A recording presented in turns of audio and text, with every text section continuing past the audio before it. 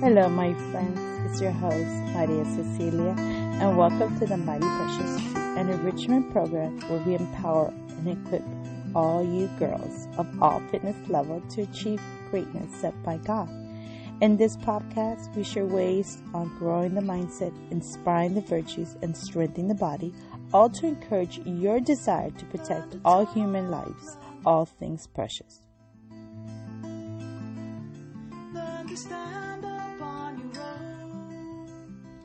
Welcome to episode number 9. Open to Life is Open to Death, a pro-life episode today. I wanted to thank you, first of all, for being here and for sharing and liking and doing all great things social media. We are very grateful for it. Today I wanted to do a very personal episode, and so please bear with me.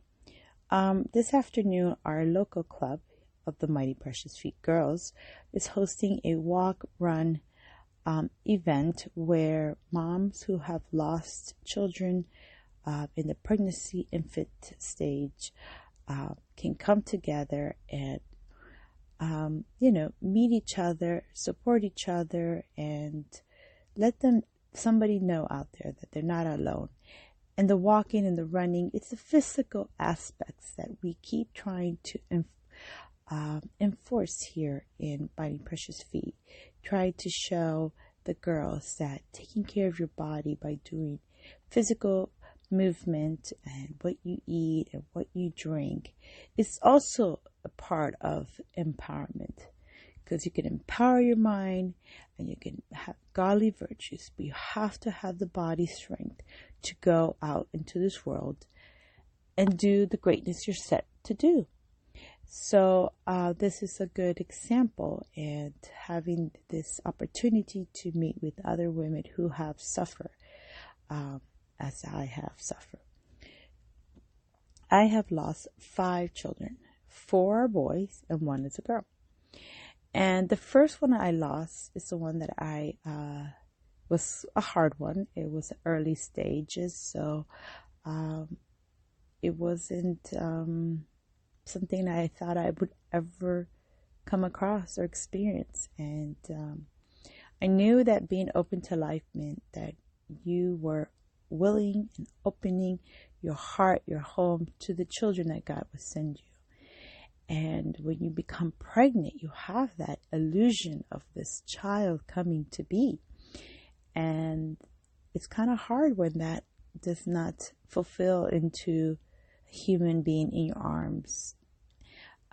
And my first son that passed away, his name is Pablo de la Cruz, because it was on the feast of St. Paul the Cross that we found out that we had lost him.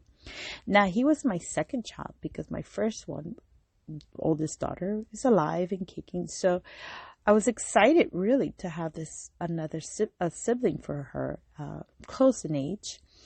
And I thought, this is all I always wanted. I really always wanted just to be a mother and to be home with my children and to just truly embrace this vocation of marriage and family life. And that was my calling. And so I thought I was on track. Here we go. Here's baby number 2. And so when that moment came, when we were told that he had passed, it was hard. It was surreal, very surreal. Like, it wasn't happening to me. I've never heard this happen. Who loses baby before they're born? It just wasn't something I've ever learned or knew anybody who had miscarriage. So it was really an experience that I hope that you don't get to experience. But that if you do, that to see that there's so much support out there. There's so much things that could help you get through this time, and that you're not alone. You're not alone. A few things that really have helped me to heal through all this is my faith, because knowing that my children are here so that they can get to heaven, that our main goal is to be with God forever and ever. So we try to live this life on earth to get us to our main goal. And my children, Pablo, has done that. He's ready there. He's ready to experience the fullness, the beauty of our Lord and heaven and all the gorgeous, glorious things that I have never seen to date. And so that gives me comforting. It doesn't make it easier. It doesn't make the loss easier, but it just gives me comfort, and it gives me something to hold on. Hope.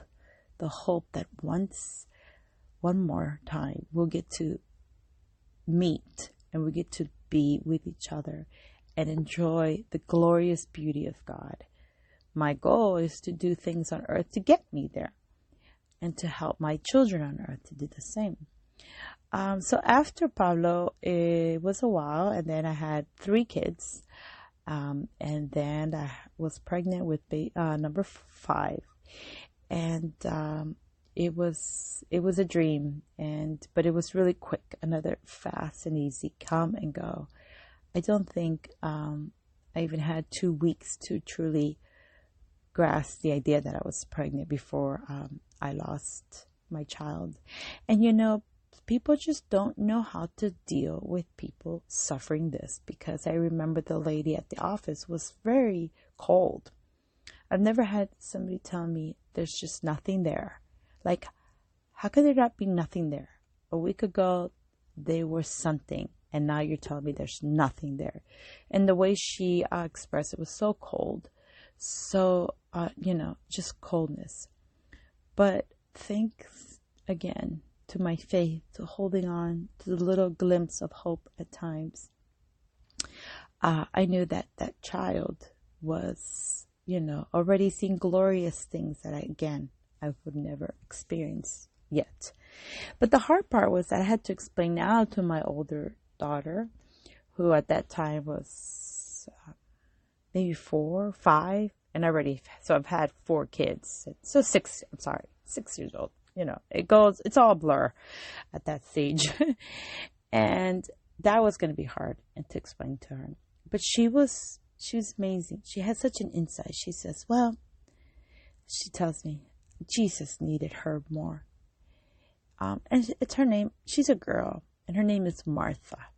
This is from a 6-year-old telling me, she's healing me. She's comforting me, telling me that it was a girl and her name was Martha. And I never questioned it, because you don't question children when they say things like this, because they know they are so innocent that God gives them glimpses of things that we as an adult cannot deal with. So that was comforting, but it was a while before I could get pregnant again. And I just thought it wasn't going to ever happen. And I still had that achingness in my heart. And I thought another child would fulfill it. And so then, sure enough, we got pregnant, December of 2011. And I was just so happy. And this baby kept prolonging, and we were coming into the 2nd trimester. So, having 2 miscarriages in the 1st trimester, you thought, oh, I'm in the clear. This is great, going into to the midwife with the other kids, and here we go. And she looks concerned because she can't hear anything, and I can't hear anything. And we're at week 18, I believe. So you're like, and I knew at times I knew things weren't 100%, but I couldn't put my finger on it. And so she says, no, I don't know, I don't hear heart, it could be something, try different ways. And I knew, right there, I knew. And the hardest things, I had my kids there, and they're all looking at me so concerned, so, what's going on, Mom? And that was the hardest, because I really had to go to the hospital the next day, where you go and have your children have a delivery. I had to go and have a delivery, but I couldn't bring him home, Benedicto.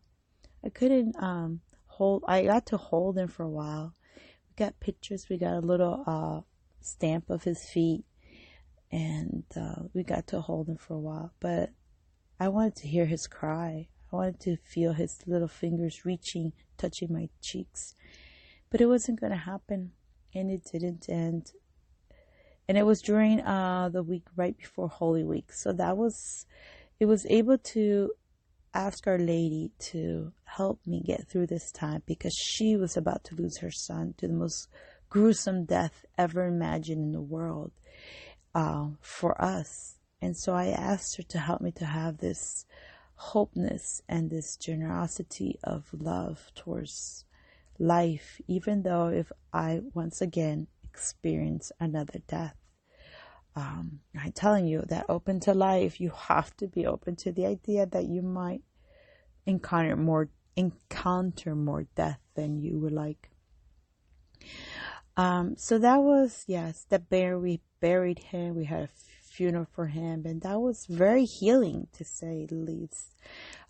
To be able to have a place to see his little name, to put flowers and stuff like that, because the other ones were so early on that wasn't possible. And so, but it was a hard time as well, because we had to move from Delaware to all the way to South Mississippi. So I was losing a lot than just my son, losing our home that I loved, my friends, dear, close friends who I still love. They're still my dear friends.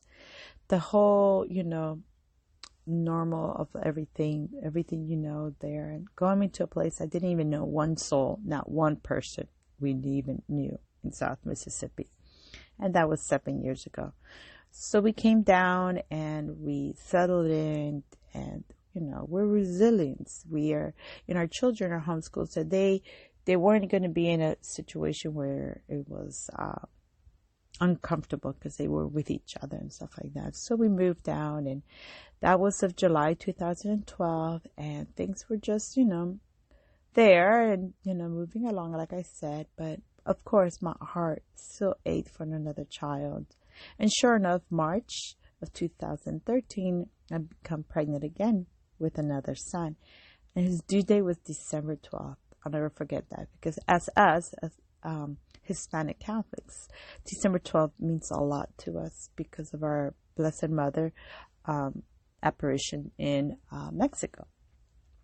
So I thought, this is beautiful. This is God just telling me, here's your little boy, that you're going to be able to, see your other son in him, the ones that we have lost, Benedicto, Pablo.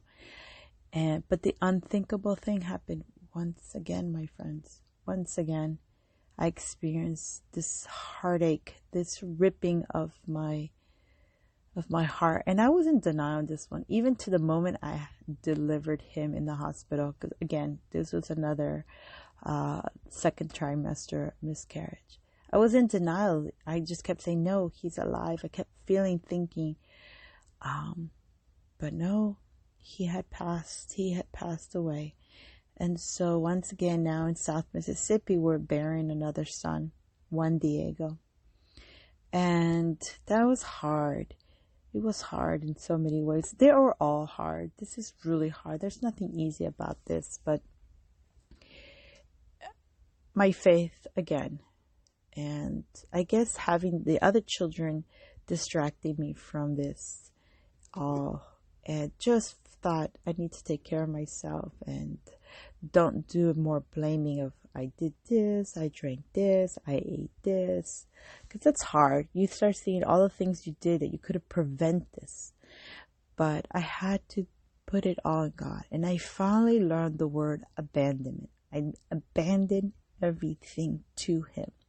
All my dreams, all my hopes, all my reality, all my children, everything. I just gave Him all of it. And that was a lifting that I could sense I've never sensed before. So that was in 2013. And then we go, wow, like 3 more years. 2016. 2016. That's 3 years ago. I got to hold my baby girl. And it's such an amazing joy. And there's another story behind her, a miracle that happened with her while she was in the womb. But I have my, what they call rainbow baby. And oh my gosh, is she like a firecracker and a half. But she is just, I look at her and I see all the ones who I have not seen in her face, in her attitude, in her whole being, her personality. God said, I'm going to give you one filled with everything. And sure enough, and I am overjoyed, and I take every moment with her as could be, so grateful, because I think beforehand I took it for granted having children close in age, and I took it for granted. So I decided not to do that, and it has truly been healing. Even though I did lose another one after her in December, very early on. I really was hoping for a closer in age sibling for her, because between her and the other, number 4, there's like 7 years apart. But I know that God's plan is most merciful and beautiful plan, and that His plans is what it is. He has plans for all of us. He has plans for you, and He, put up a new empowerment quote on the website, where you can purchase if you like to support our ministry. And it says that my plans for you is to give you hope and a future. He doesn't give us other things besides that. It's a hope and a future. It's a very beautiful quote from Jeremiah, so I'm doing a disservice at the moment. But I wanted to end up, and I'm sorry it took a little longer today than usual, and maybe it wasn't as uplifting, but I want to tell you why I want to fight for pro-life, because each child, each little finger deserves to come into this world and do the greatness they were set to do by God. They have a civil right to life. And that's what we want to install in you girls, to be courageous for life, especially for your own life, for the unborn, for the girl and the getting bullied. That's our goal, is to encourage you and give you these tools and these virtues, that you would always be courageous, and always do what's right, and always defend life, no matter what stage. That is my dream. That's our hope here. That's our mission. Our mission that was given by God, to make courageous, precious, mighty girls, to fight for all lives. And while you're fighting for life, you're living an amazing life, filling it to your full potential. So that's our goal. And I wanted to end with a poem I wrote after my first miscarriage. And it's called When Heaven Opens Up. As heaven opens up its gate, you enter into as you've been called. Our Lord seeks your face, Our Lady seeks your touch. You turn once to wave goodbye, and you whisper, while we wait to meet again, Mommy, seek me in the sun that radiates you, in the wind that embraces you, and in the rain that purifies you, in the music that delights you, and in the heart of those that love you. For there I will be as I wait for heaven to open up its gate for you. Well, my friends, again, thank you. And if you could graciously share with others, and we are just grateful. We're a young ministry. We're trying to use social media to spread the word and get more mighty, precious girls out there fighting for life. So have a mighty day. Remember, be brave, be kind, and save lives. Until next time.